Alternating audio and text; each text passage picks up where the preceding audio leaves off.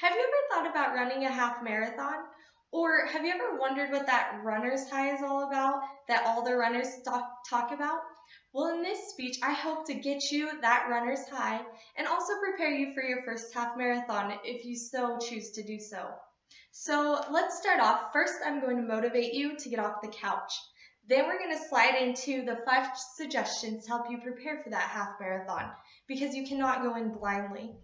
And finally, then I'm going to wrap you up and put you at the finish line of your half marathon. So let's begin. Now that I've got you on your couch, let's motivate you. How am I going to motivate you, you ask? Well, that's the easy part. Please refer to slide 2 of my slideshow at this time.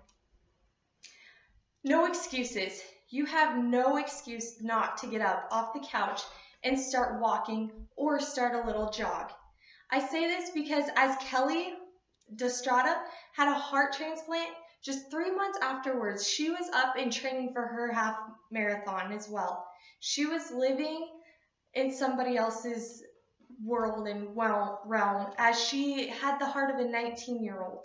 So really, you have no excuse now. Now, I'd also like to give you a little bit more motivation. It's called a mantra. I developed my mantra when I was out on a run one day and it was getting really hard. A mantra is just like a motivational quote that keeps you going and gets you past that wall that you might hit when you're running. My mantra is, run with ease and grace, let the Lord carry you. This pushes me through when I'm at my hardest mile or I'm just not doing it the best that I thought I could do.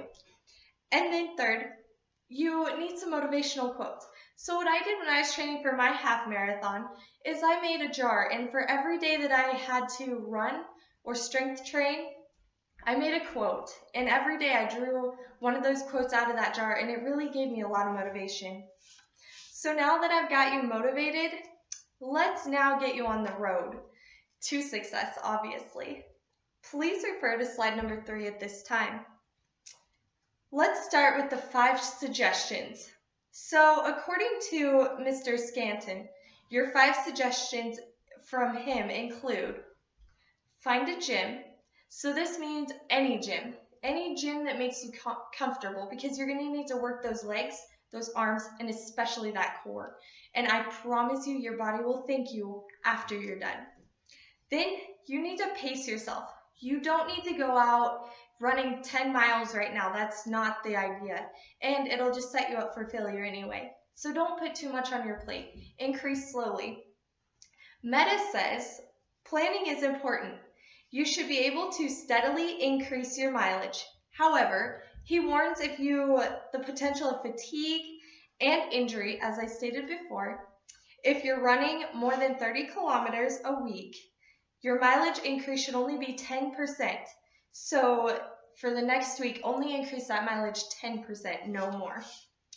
And also, he also recommends that you mix up your training. This means do some biking, do some swimming, something else to get those other muscles working with you. And join some friends. It's so hard. As I live out in the country, I have nobody to go running with. So that makes it a little difficult. But being in a larger town or in town, you can find some running buddies to keep you motivated and keep you pushing through those hard miles. And finally, proper form. There's not really anything to this besides when you're running, don't look like a beached whale, kind of. I suggest that you make sure your arms are at a 90-degree angle when you're running. Make sure you're not falling forward when you're running, as those can cause problems and it wastes energy. And your shoes and gear are very important. You only want to use your shoes for only 300 to 500 miles, depending on how intensely you're working. As the shoes wear out, then you can cause more injuries as well. And your gear, make sure it's moisture wicking because if you sweat, you need to get rid of that moisture off of your body. And finally, eat right. You want to start carb loading 3 days before your race. And by carb loading, I mean pastas. This is where the runner is actually going to eat a lot. So pastas and stuff. Otherwise, you need to keep your diet well balanced.